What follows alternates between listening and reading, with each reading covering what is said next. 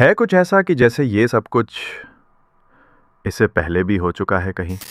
मिलके हर शख्स से हुआ महसूस, मुझसे ये शख्स मिल चुका है कहीं।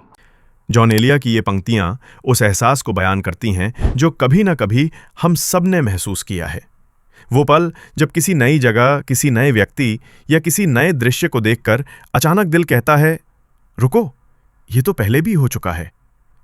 वो अजीब सी पहचान, वो हल्का सा झटका, जैसे वक्त ठहर गया हो और यादें किसी गुप्त कोने से फुसफुसा उठी हों। इस एहसास को कहते हैं डेजा वू।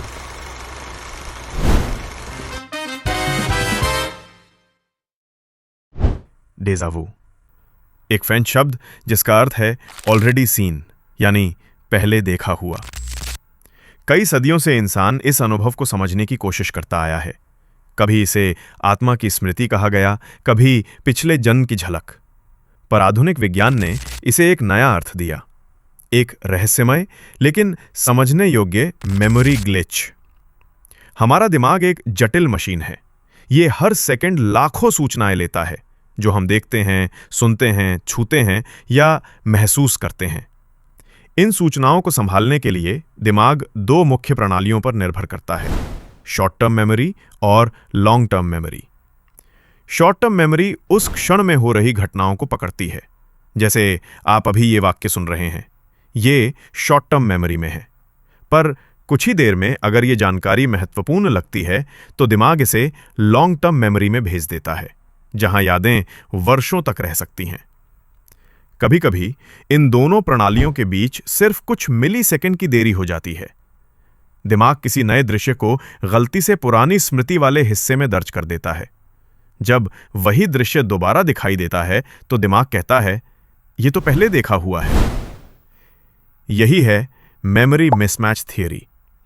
अमेरिकी मनोवैज्ञानिक एलन ब्राउन ने 2003 में हजारों लोगों पर अध्ययन किया। उन्होंने पाया कि लगभग 70% लोग कभी न कभी डेजा वू का अनुभव करते हैं। ये ज्यादातर युवाओं और पढ़े लिखे लोगों में होता है, क्योंकि उनका मस्तिष्क अधिक सक्रिय रहता है और नई परिस्थितियों को तेजी से समझता है। वहीं एन क्लियरी, कोलोराडो स्टेट यूनिवर्सिटी ने 2012 में डेजा वू पर प्रयोग किए।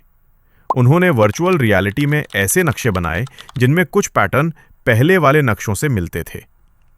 प्रतिभागियों ने बताया, उन्हें लगा जैसे वो जगह पहले देखी हुई है, हालांकि वो उनके लिए पूरी तरह नई थी। इससे साबित हुआ कि डेजा वू वास्तव में हमारे दिमाग के फेमिलियरिटी रिकग्निशन सर्किट की एक गलत सक्रियता है।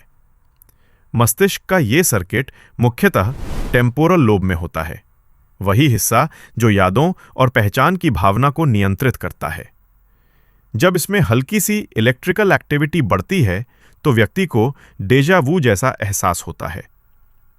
यह केवल सिद्धांत नहीं है। कई एपिलेप्सी पेशेंट्स पर किए गए प्रयोगों में जब टेम्पोरल लोब को हल्के करंट से स्टिमुलेट किया गया तो उन्हें डेजा वू के समान अनुभव हुए।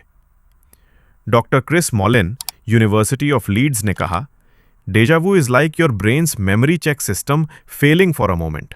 यानी कुछ सेकंड के लिए दिमाग ये तय नहीं कर पाता कि कोई अनुभव नया है या पुराना।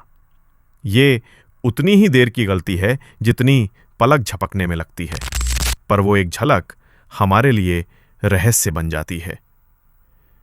एक और सिद्धांत है ड्यूअल प्रोसेसिंग थियरी। इसके अनुसार दिमाग हर दृश्य को दो चरणों में प्रोसेस करता है। पहला दृश्य प्राप्ति का, दूसरा चेतन पंजीकरण का। यदि किसी कारण पहला सिग्नल देर से पहुंचे तो दूसरा सिग्नल आने पर दिमाग उसे पहले देखा हुआ मान लेता है।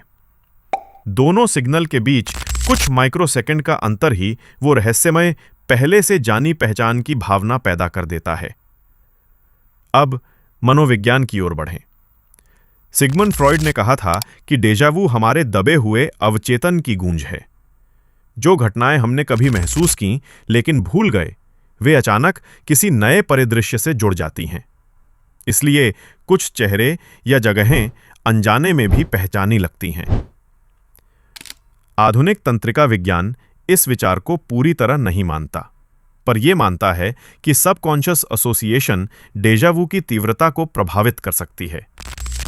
मस्तिष्क इमेजिंग तकनीकें जैसे एफएमआरआई और ईईजी ने दिखाया कि डेजावू के समय हिपोकैम्पस, पैराहिपोकैम्पल जाइरस और फ्रंटल रीजन्स में असामान्य एक्टिविटी होती है। हिपोकैम्पस नई यादें मनाता है, जबकि पैराहिपोकैम्पल जाइरस परिचय का भाव देता है। जब फेमिलियरिटी रीजन अकेला सक्रिय हो जाए और मेमोरी रीजन शांत रहे, तो डेजावू जन्म लेता है। 2016 में यूनिवर्सिटी ऑफ सेंट एंड्रयूज के वैज्ञानिकों ने मैग्नेटिक स्टिम्युलेशन से डेजावू उत्पन्न करने की कोशिश की।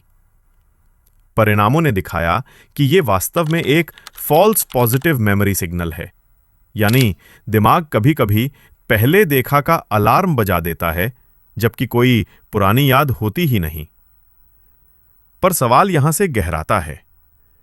2010 में फ्रंटियर्स इन साइकोलॉजी में छपे अध्ययन के अनुसार स्लीप डेप्रिवेशन और स्ट्रेस भी डेजाव्यू के ट्रिगर हो सकते हैं। डेजाव्यू यह भी दर्शाता है कि हमारा दिमाग रेखीय लिनियर समय में नहीं सोचता। वो हर अनुभव को आपस में जोड़ कर रखता है, एक नेटवर्क की तरह। इसलिए कभी-कभी नया अनुभव पुराने नेटवर्क पैटर्न से टकराता है और पहले देखा हुआ भाव पैदा करता है। यहां एक दिलचस्प बात, कभी-कभी मस्तिष्क हमारे सपनों को वास्तविक घटनाओं से मिला देता है। जब हम किसी सपने में देखी जगह से असल जीवन में गुजरते हैं, तो सबकॉन्शियस कहता है, पहले भी यहां आए हो। इसे ड्रीम लिंक्ड डेजाव्यू कहते हैं। वैज्ञानिक स्नो एंड लव 2011 ने पाया कि जिन लोगों की कल्पना शक्ति प्रबल होती है, उन्हें डेजाव्यू ज्यादा होता है, क्योंकि उनके दिमाग में इमेजिनेशन और मेमोरी के सर्किट अक्सर ओवरलैप करते हैं। अगर आप इसके बारे में और भी जानना चाहते हैं कि क्वांटम फिजिक्स और दूसरे साइकोलॉजिस्ट और फिलोसोफर्स का क्या कहना है, तो हमें सब्सक्राइब करें और कमेंट में बताएं आपकी क्या राय है डेजाव्यू के बारे में। वीडियो अच्छी लगी तो लिखें और शेयर करें। धन्यवाद।